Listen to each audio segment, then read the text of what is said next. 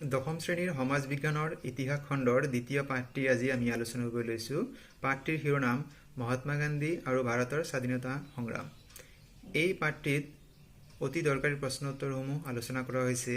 এই পাঠটি তোমালোকৰ শ্ৰেণীকোঠাৰ বাবে দৰকাৰী হোৱাৰ উপৰিও বিভিন্ন প্ৰতিযোগিতামূলক পৰীক্ষাৰ বাবে অতিকে দৰকাৰী, গতিকে তোমালোকে মনোযোগেৰে চাই ল'বা। আৰু এই পাঠটি বুজি পোৱাত কিবা অসুবিধা হ'লে তোমালোকে ইউটিউবৰ কমেণ্ট বক্সত তোমালোকে জনাব পাৰিবা। আহাচোন বাৰু আমি পাঠটিৰ প্ৰশ্ন উত্তৰসমূহ আমি চাই লওঁ। কোনজন ভাৰতীয় ব্যক্তিয়ে 1893 চনত দক্ষিণ আফ্ৰিকাত বৰ্ণবাদৰ বিৰুদ্ধে ভাৰতীয়সকলৰ আন্দোলন আৰম্ভ কৰিছিল? মহাত্মা গান্ধী। মহাত্মা গান্ধীৰ জন্ম কেতিয়া আৰু ক'ত হৈছিল? 1869 চনৰ 2 অক্টোবৰত গুজৰাটৰ পোৰবন্দৰত। মহাত্মা গান্ধীয়ে দক্ষিণ আফ্ৰিকাত বৰ্ণবাদৰ বিৰুদ্ধে সংগ্ৰাম কৰিবলৈ এটা ৰাজনৈতিক সংগঠন গঢ়ি তুলিছিল। সংগঠনটিৰ নাম কি? Natal Indian Congress. মহাত্মা গান্ধীয়ে দক্ষিণ আফ্ৰিকাত এখনি বাতৰি কাকত প্ৰকাশ কৰিছিল। কাকতখনৰ নাম কি আছিল? Indian opinion. সত্যাগ্ৰহ শব্দটো মহাত্মা গান্ধীয়ে পোনপ্ৰথমে কোন দেশত ব্যৱহাৰ কৰিছিল? দক্ষিণ আফ্ৰিকাত। গান্ধীজীয়ে সত্যাগ্ৰহৰ ধাৰণাটো গ্ৰহণ কৰোঁতে কোন দুজন ব্যক্তিৰ ৰচনাৰ দ্বাৰা প্ৰভাৱিত হৈছিল? লিও টলষ্টয় আৰু থৰ। মহাত্মা গান্ধীয়ে দক্ষিণ আফ্ৰিকাৰ পৰা কেতিয়া ভাৰতলৈ উভতি আহিছিল? 1915 চনত। ৰাওলাট আইন কিমান চনত প্ৰণয়ন কৰিছিল? 1919 চনত। ৰাওলাট আইন কি? 1919 চনৰ ৰাওলাট আইনখনে যিকোনো এজন মানুহকে বিনা বিচাৰে কাৰাগাৰত নিক্ষেপ কৰিবলৈ ইংৰাজ চৰকাৰক অধিকাৰ প্ৰদান কৰিছিল। মহাত্মা গান্ধীৰ মতে সত্যাগ্ৰহ বা অহিংস আন্দোলন কি? মহাত্মা গান্ধীৰ মতে সত্যাগ্ৰহ বা অহিংস আন্দোলন হ'ল এক আধ্যাত্মিক আন্দোলন, এক বিশুদ্ধিকৰণ আৰু প্ৰায়শ্চিত্তকৰণ প্ৰক্ৰিয়া। মহাত্মা গান্ধীৰ সত্যাগ্ৰহ আন্দোলন কেতিয়া আৰু কি কাৰ্যসূচীৰে আৰম্ভ হৈছিল? 1919 চনৰ 6 এপ্ৰিলত হৰতাল কাৰ্যসূচীৰে সত্যাগ্ৰহ আন্দোলন আৰম্ভ হৈছিল। জালিয়ানৱালাবাগৰ হত্যাকাণ্ড কেতিয়া আৰু ক'ত সংঘটিত হৈছিল? অমৃতসৰৰ জালিয়ানৱালাবাগত 1919 চনৰ 13 এপ্ৰিলত সংঘটিত হৈছিল। কোনজন ইংৰাজ জেনেৰেলৰ নিৰ্দেশত জালিয়ানৱালাবাগত নিৰাপত্তাৰক্ষীয়ে নিৰীহ জনতাৰ ওপৰত গুলীচালনা কৰিছিল? জেনেৰেল ডায়াৰৰ নিৰ্দেশত। জালিয়ানৱালাবাগৰ হত্যাকাণ্ডৰ প্ৰতিবাদত কোনজন ভাৰতীয় ব্যক্তিয়ে ব্ৰিটিছ চৰকাৰে তেওঁক প্ৰদান কৰা নাইট উপাধি পৰিত্যাগ কৰিছিল? ৰবীন্দ্ৰনাথ ঠাকুৰে। খিলাফত আন্দোলন কি? প্ৰথম বিশ্বযুদ্ধত তুৰ্কীসকলে পৰাজয়ৰ ফলস্বৰূপে তুৰস্কৰ খলিফা বা সম্ৰাটৰ গুৰুত্ব একেবাৰে কমি গৈছিল। মৌলানা শওকত আলী আৰু মহম্মদ আলীৰ নেতৃত্বত ভাৰতত এখন খিলাফত সমিতি গঠন কৰিছিল। এই সমিতিৰ উদ্দেশ্য আছিল ইছলামৰ আধ্যাত্মিক গুৰু খলিফাক পূৰ্বৰ মৰ্যাদালৈ ঘূৰাই অনা। অসহযোগ আন্দোলনৰ মূল লক্ষ্য কি আছিল?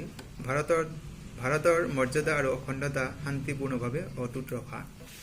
অসহযোগ আন্দোলনত অৰিহণা যোগোৱা 4টা কাৰক উল্লেখ কৰা। 1919 চনৰ জালিয়ানৱালাবাগৰ হত্যাকাণ্ড, ব্ৰিটিছসকলৰ দ্বাৰা ভাৰতবৰ্ষত অৰ্থনৈতিক শোষণ, 1919 চনৰ ৰাওলাট আইনৰ জৰিয়তে ব্ৰিটিছৰ বৰ্ধিত দমনমূলক নীতি গ্ৰহণ, প্ৰথম বিশ্বযুদ্ধত ভাৰতীয়সকলৰ অসন্তুষ্টি, কিয়নো ইয়াৰ ফলত ভাৰতীয় অৰ্থনীতি আৰু ইয়াৰ মানৱ সম্পদত বিৰূপ প্ৰভাৱ পৰিছিল।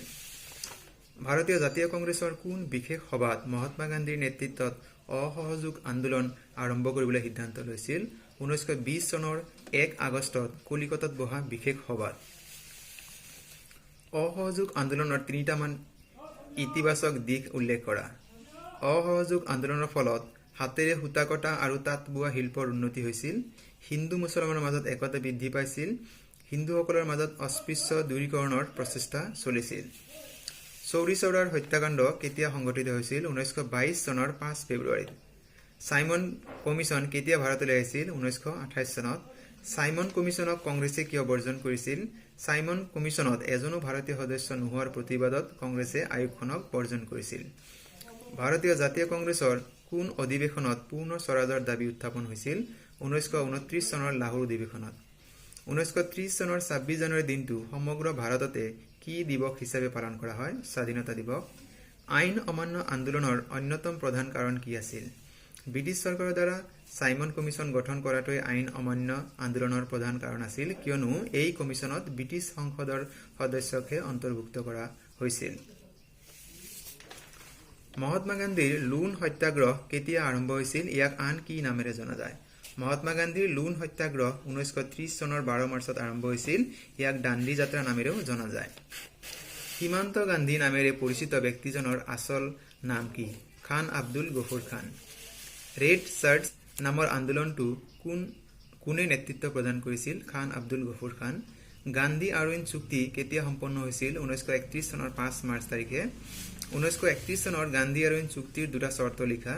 চৰকাৰে হিংসাত্মক ঘটনাৰ বাবে দোষী সাব্যস্ত নোহোৱা সকলো বন্দীক মুকলি কৰি দিব, লগতে অসংগৃহীত জৰিমনা মাফ কৰি দিব। চৰকাৰে সাগৰৰ পাৰৰ গাঁওবাসীক প্ৰয়োজনীয় নিমখ তৈয়াৰ কৰাৰ বাবে অনুমতি দিব। দ্বিতীয় ঘূৰণীয়া মেজমেল কোন চনত আৰু ক'ত অনুষ্ঠিত হৈছিল? 1931 চনত লণ্ডনত অনুষ্ঠিত হৈছিল। আইন অমান্য আন্দোলন কোন চনত প্ৰত্যাহাৰ কৰা হৈছিল? 1934 চনৰ মে মাহত। 1932 চনত সাম্প্ৰদায়িক বটুৱাৰা ঘোষণা কৰা ব্ৰিটিছ প্ৰধানমন্ত্ৰীজনৰ নাম কি? ৰামছে মেকডোনাল্ড। মুছলিম লীগৰ কোন অধিৱেশনত জিন্নাই তেওঁৰ সভাপতিৰ ভাষণত দ্বি-জাতি তথ্যৰ ওপৰত গুৰুত্ব আৰোপ কৰিছিল?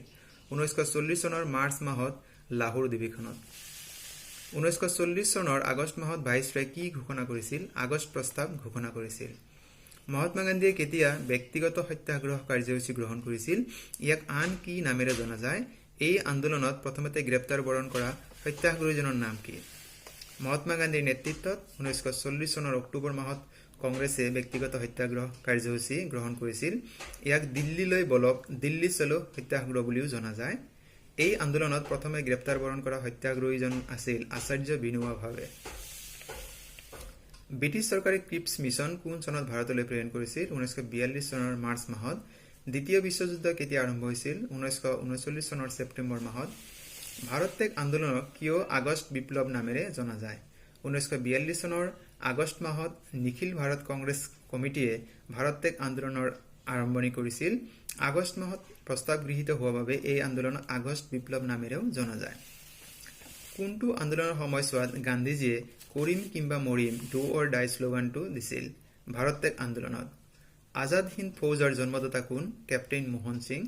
আজাদ হিন্দ ফৌজৰ জন্ম ক'ত হৈছিল? জাপানত। ব্ৰিটিছ প্ৰধানমন্ত্ৰীয়ে ভাৰতলৈ 1946 চনত কেবিনেট মিছন পঠিয়াইছিল। এই মিছনৰ উদ্দেশ্য কি আছিল? ভাৰতত সৃষ্টি হোৱা অচলাৱস্থা আঁতৰ কৰি ভাৰতক স্বাধীনতা প্ৰদান কৰাটোৱেই কেবিনেট মিছনৰ উদ্দেশ্য আছিল। কেবিনেট মিছনৰ সদস্যসকল কোন কোন আছিল? Sir Stafford Cripps, Lord Pethick Lawrence, V Alexander. ভাৰতবৰ্ষই স্বাধীনতা লাভ কৰাৰ সময়ত ভাৰতবৰ্ষৰ ভাইচৰয় পদত কোন আছিল? Lord Mountbatten.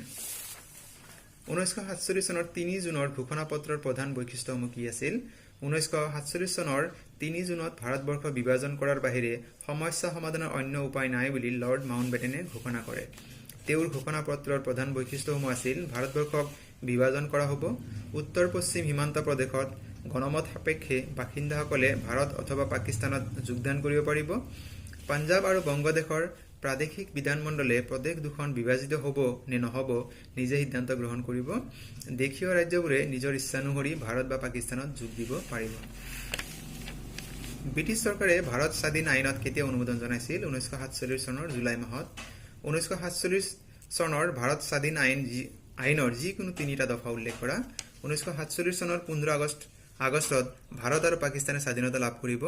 প্ৰতিখন স্বশাসিত দেশতে একোজনকৈ গভৰ্ণৰ জেনেৰেল ইংলেণ্ডৰ ৰজাই নিযুক্তি দিব। দুয়োখন দেশৰ বিধানমণ্ডলে সম্পূৰ্ণ নিজাববীয়াকৈ আইন প্ৰণয়নৰ অধিকাৰ লাভ কৰিব। স্বাধীন ভাৰতৰ প্ৰথম গভৰ্ণৰ জেনেৰেল কোন আছিল? Lord Mountbatten. স্বাধীন পাকিস্তানৰ প্ৰথম গভৰ্ণৰ জেনেৰেল কোন আছিল? মহম্মদ আলী জিন্না। ভাৰত আৰু পাকিস্তানক বিভক্ত কৰা আন্তঃৰাষ্ট্ৰীয় ৰেখাডালৰ নাম কি? এই ৰেখাডাল কেতিয়াৰ পৰা গ্ৰহণ কৰা হয়? ৰেড ক্লিফ ৰেখা বুলি জনা যায়। এই ৰেখাডাল 1947 চনৰ 17 আগষ্টৰ পৰা গ্ৰহণ কৰা হয়। বাংলাদেশে কেতিয়া স্বাধীনতা লাভ কৰে? 1971 চনৰ 26 মাৰ্চত। গান্ধীজীয়ে কেতিয়া সবৰমতী আশ্ৰমৰ পৰা দাণ্ডিলৈ লোণ আইন ভংগ কৰিবলৈ যাত্ৰা কৰিছিল? সবৰমতী আশ্ৰম আৰু সাগৰৰ পাৰৰ দাণ্ডিৰ দূৰত্ব কিমান? গান্ধীজীয়ে 1930 চনৰ 12 মাৰ্চত সবৰমতী আশ্ৰমৰ পৰা দাণ্ডিলৈ লোণ আইন ভংগ কৰিবলৈ যাত্ৰা কৰিছিল। সবৰমতী আশ্ৰমৰ পৰা সাগৰৰ পাৰৰ দূৰত্ব 385 কিলোমিটাৰ। কি পৰিস্থিতিত মহাত্মা গান্ধীয়ে অহিংস আন্দোলন আৰম্ভ কৰিছিল? ইয়াৰ কাৰ্যসূচী কি আছিল?